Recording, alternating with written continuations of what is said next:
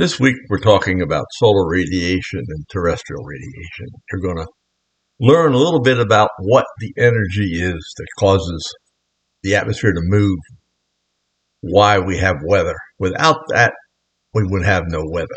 So let's start with that. So how does the energy flow into and out of this Earth atmosphere? And how do we keep this planet habitable so we can live here for now?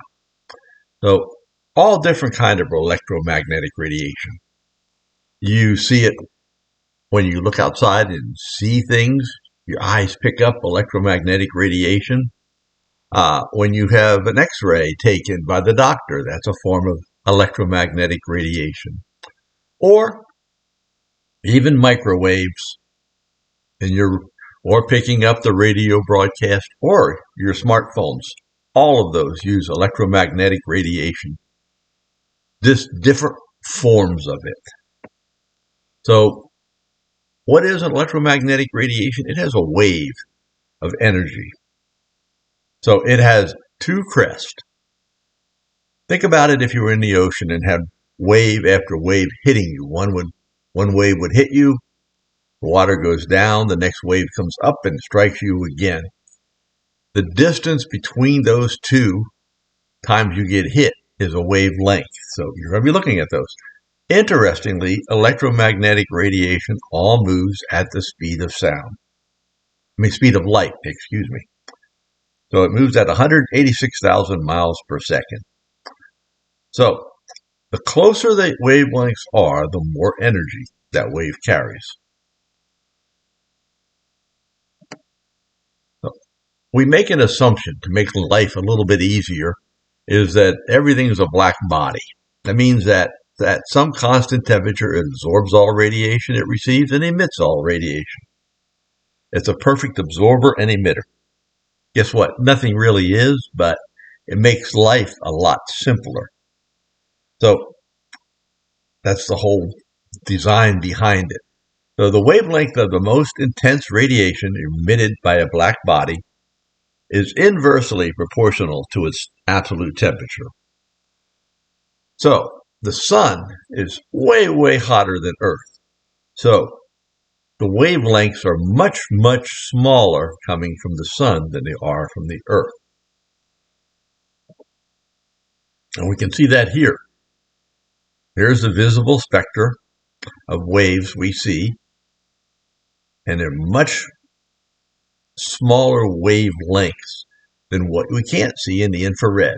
They're kind of towards the visible to ultraviolet range. The other interesting thing is the total energy that a black body emits is proportional to the fourth power of its absolute temperature. In other words, if I have a temperature of 4 degrees Kelvin, to the fourth power would be so many other degrees. So it's just using it that way, but remember the sun is way, way hotter than Earth, so it emits a whole bunch more energy than the Earth does. Now, the Earth's distance from the sun is considered one unit. And everything that goes 1 over that r squared, which is the distance from the sun, every time that unit is doubled, it reduces the amount of solar energy by a fourth of what we get at Earth. So if the planet was 3 times further away than Earth is from the sun, it would get 1/9 of the radiation from the sun. All right, solar radiation comes in at the Earth straight in at one latitude, because it's directly overhead at only one latitude at a time. Typically, during the equinox, when the sun is right over the equator, the sun's directly coming into the equator. Now, you can see here the flashlights A and B. A says, oh, the sun's directly overhead. Notice it's a pretty small, intense little circle. B, the sun's not overhead. It's coming at an angle. It covers a wider area. and it's not as intense. So when you get away from the area that the sun's directly overhead, you're spreading out the sun's radiation, so it's not as intense, and means you're not getting as much energy from the sun. That's why it's colder towards the poles than it is on the equator. And here you can see that picture of the sun at an equinox with 90 degrees directly overhead at the equator. And if you went up by latitude, eventually at 90 degrees north latitude or south latitude, sun would be literally just barely touching the surface. Here is a graphic of how much solar radiation comes in depending on the solar altitude. So for example, Antarctica, way down in the south, from March through September gets absolutely no solar radiation. Yet during the rest of the year it peaks, literally with almost as much solar radiation as Singapore in the summertime. So because it's getting such a long day, literally 24-hour days at that point, and the sun's higher in the sky than at any other time, it almost gets as much solar radiation as the equator for that moment in time. Then it goes down to less. And here you can see how the Earth orbits around the sun. Notice the tilt never changes. It's always 22.5 degrees. But as it's moving, depending on where the sun is in relation to the orbit, here the sun, top of the Earth is tilted away. It's winter. The sun's hitting directly on the southernmost point it goes to, about 23.5 degrees. Here is the summer, hitting on the other side. Otherwise, in between, it's right on the equator at the equinox.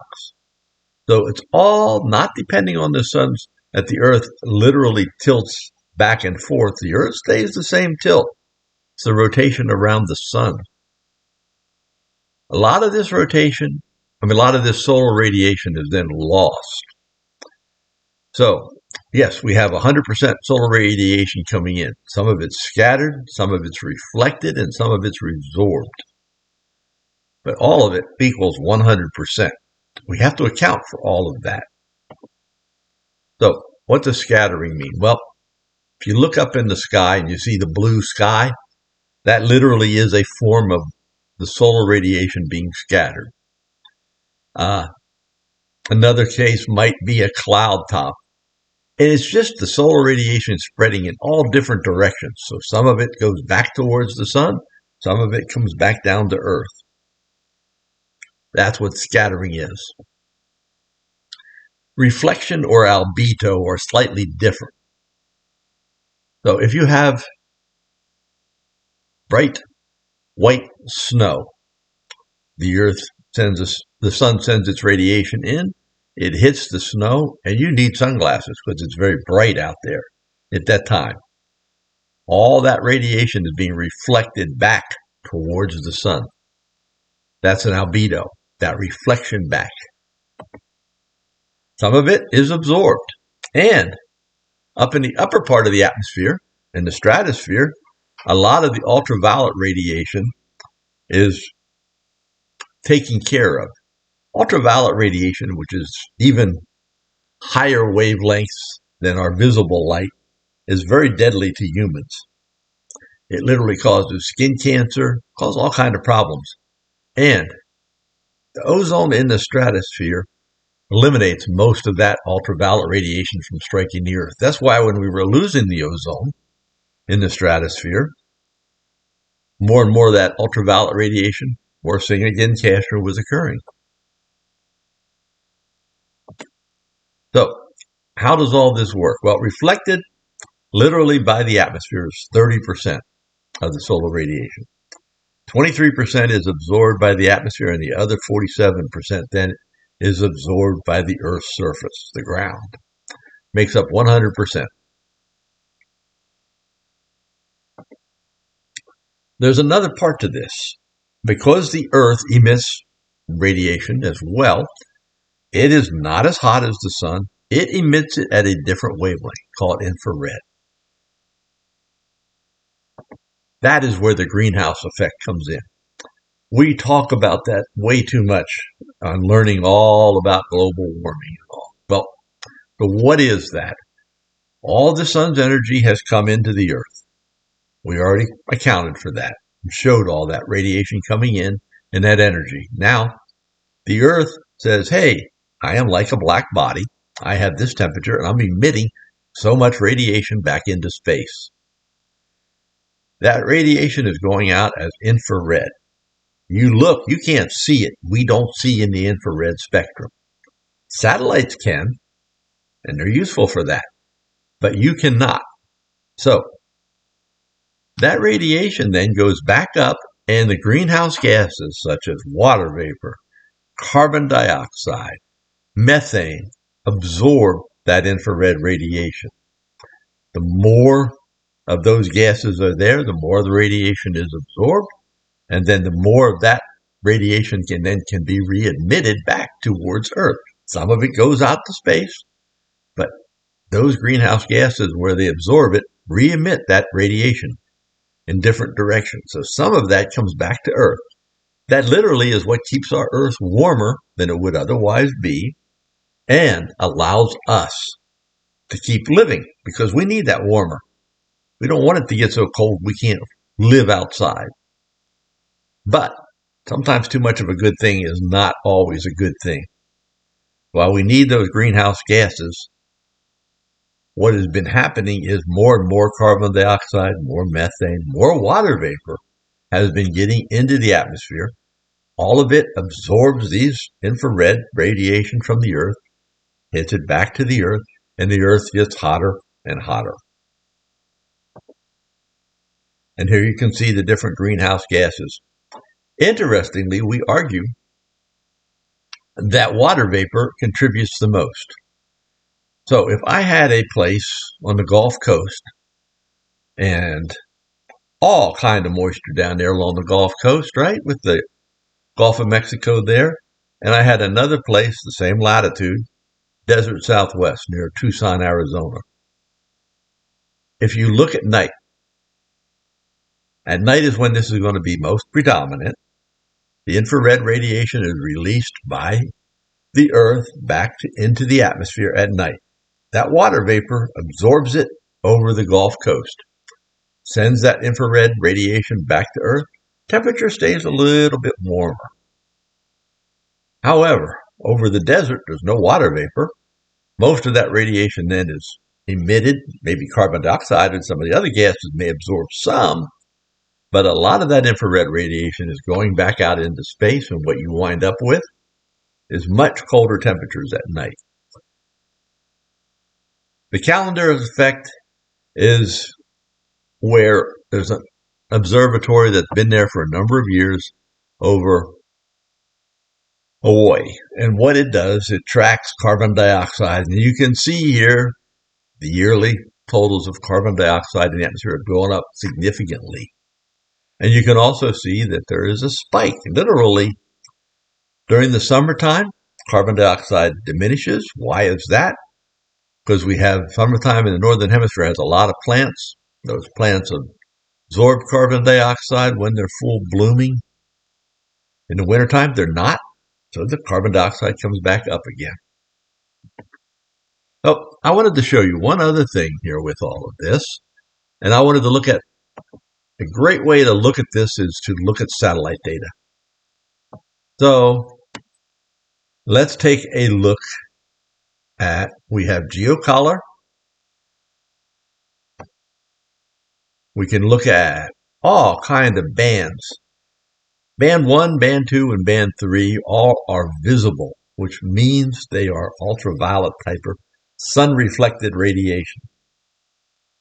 Now, starting on Band 4, we move into the infrared or Earth type of radiation, or infrared coming out of clouds. Think about it, clouds cold, it's going to still emit radiation.